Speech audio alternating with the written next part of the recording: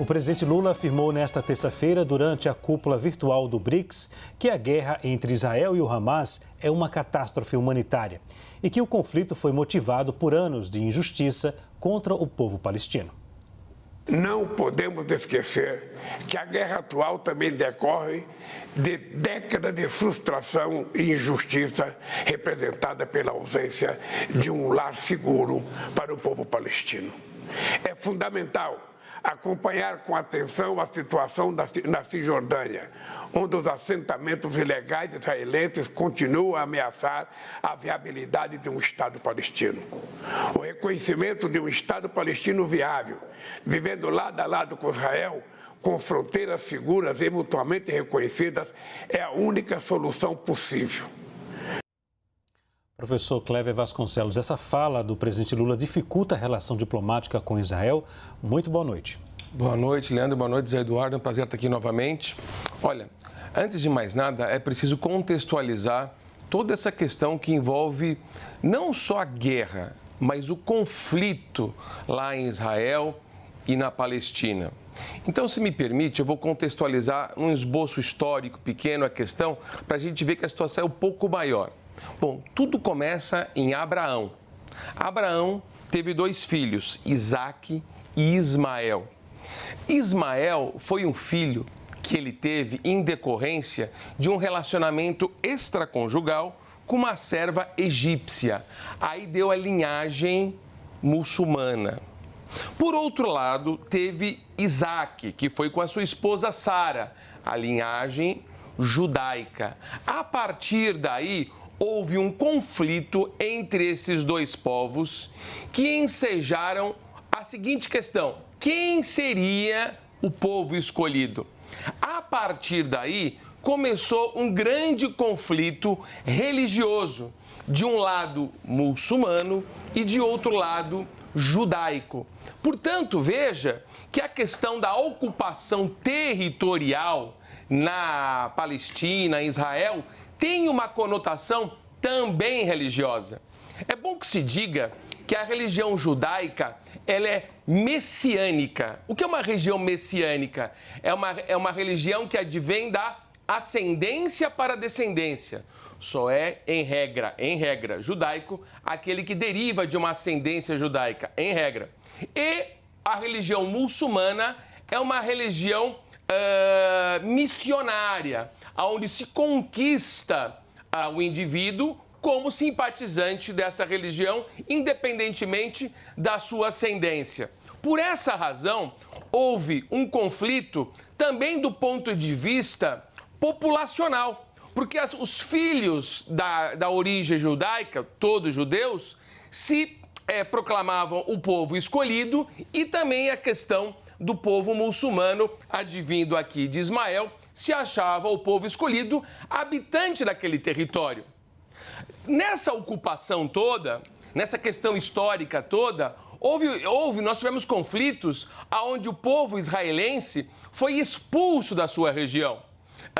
Principalmente, eu destaco aqui 70 depois de Cristo, onde Roma expulsou os judeus, e eles só puderam retornar aí com o advento do Estado de Israel depois da Segunda Guerra Mundial. Veja que há uma conotação, há aí um brilho do ponto de vista religioso e territorial.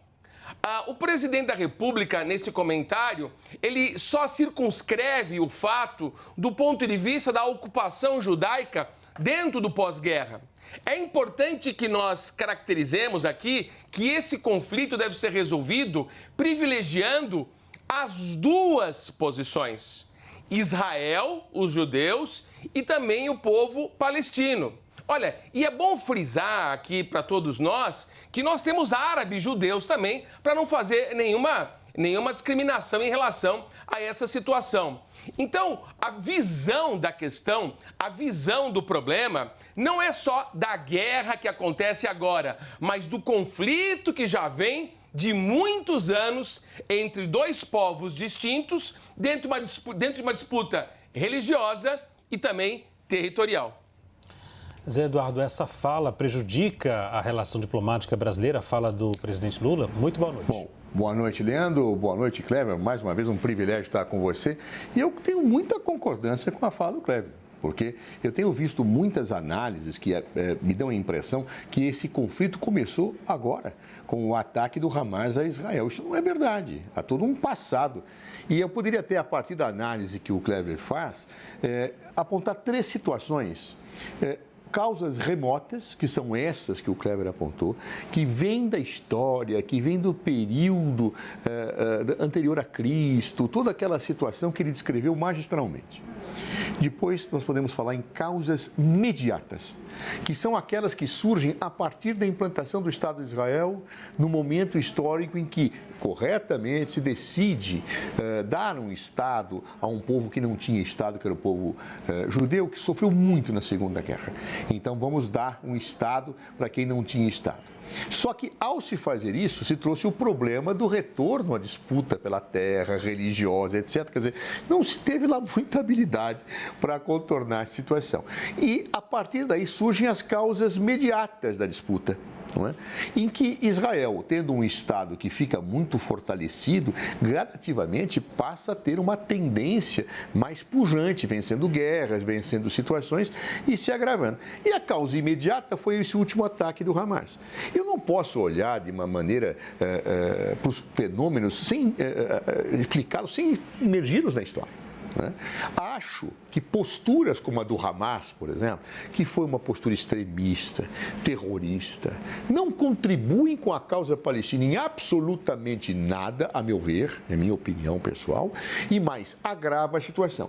Como também políticas extremistas, como aquelas que vêm sendo implementadas já há muito tempo pelo governo de Benjamin Netanyahu, agora ou anteriormente, atacando a Cisjordânia, incentivando colônias, como disse o presidente Lula, ali na Cisjordânia, cercando a faixa de Gaza, não permitindo entrar medicamentos, não permitindo entrar alimentos, mesmo antes, aliás, permitindo entrar alimentos, mas numa dosagem mínima, uma coisa horrorosa, né? É como se fosse uma prisão a céu aberto. Esse tipo de coisa, o que acaba fazendo? Acaba agravando isto que o Cleber disse muito bem e que vem da história. Ou seja, ao invés de eu apaziguar, eu boto querosene no incêndio. E aí vão se gerando mágoas. Por exemplo, o ataque que o Hamas fez em Israel seguramente gerará naqueles meninos que viram seus pais morrerem, naquelas pessoas que viram as crianças mortas, naquelas violências, um ódio profundo que deseja aplacar com sangue.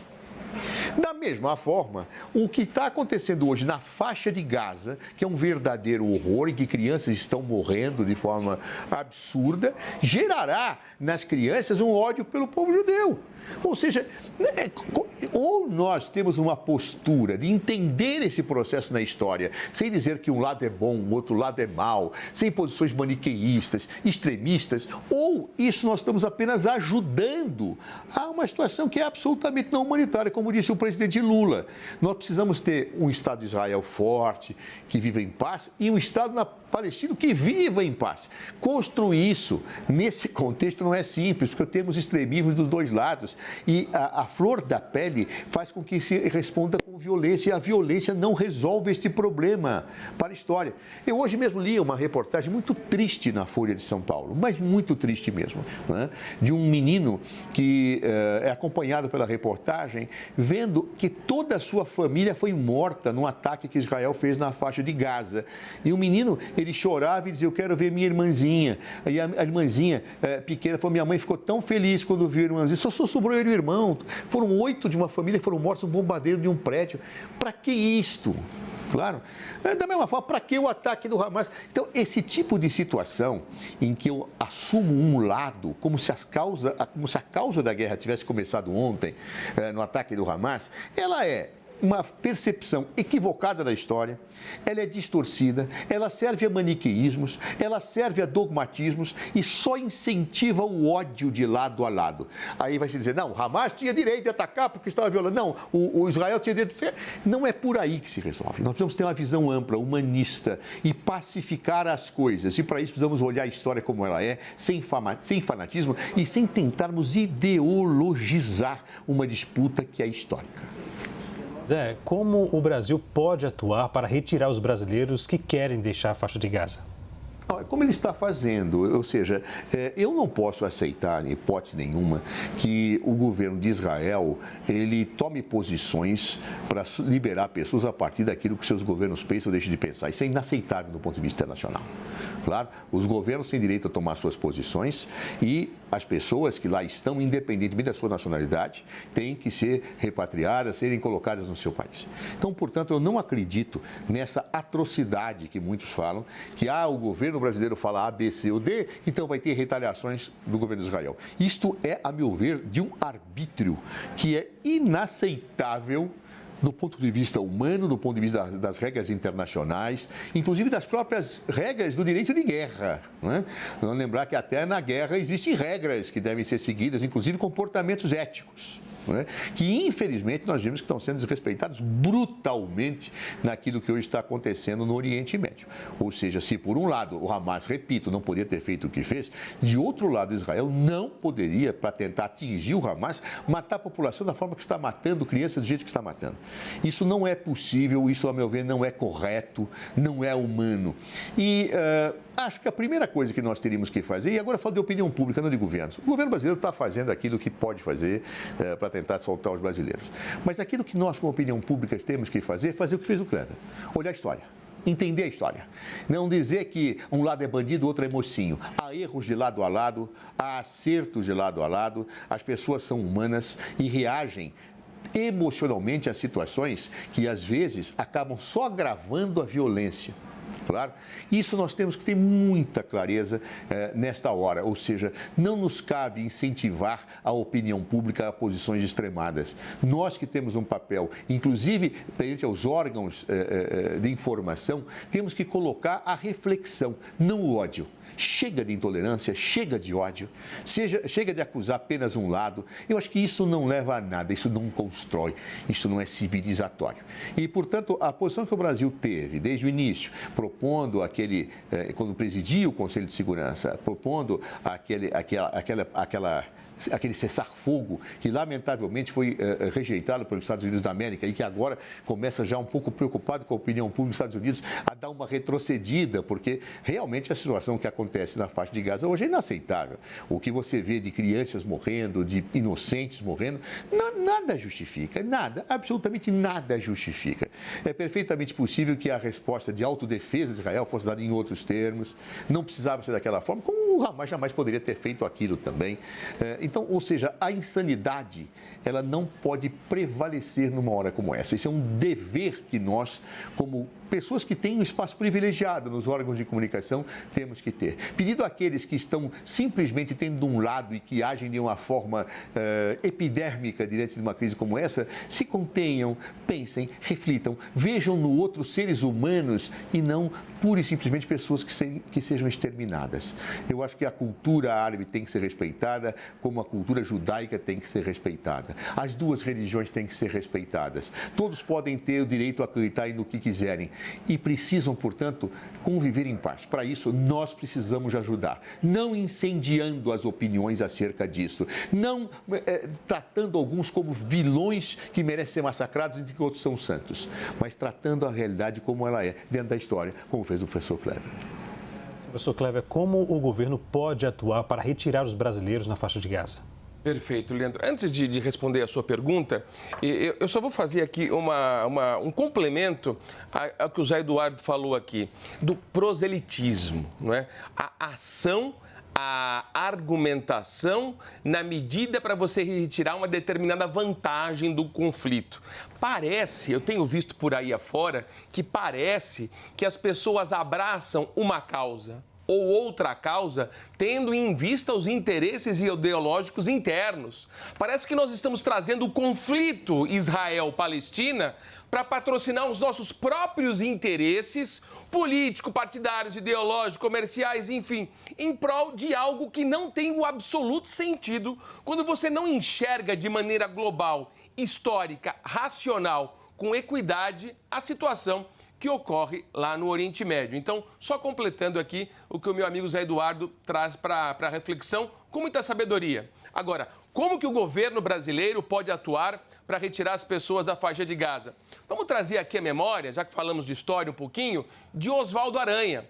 Oswaldo Aranha, que foi o primeiro secretário-geral da ONU, foi aquela pessoa, aquela personalidade brasileira que engendrou, que conseguiu o reconhecimento da soberania do Estado de Israel lá na Organização das Nações Unidas, aliás, revertendo o voto dos egípcios e trazendo o reconhecimento de Israel. Veja, portanto, que o Brasil tem uma atuação histórica em relação à questão judaica. E, por outro lado, o Brasil também foi um dos primeiros países a manter relacionamento diplomático. Se você vai a Brasília, lá tem a representação diplomática da Palestina. E lá também na Palestina tem a representação diplomática brasileira. Portanto, o Brasil está bem colocado diplomaticamente, tanto em relação a Israel quanto em relação à Palestina, à autoridade palestina.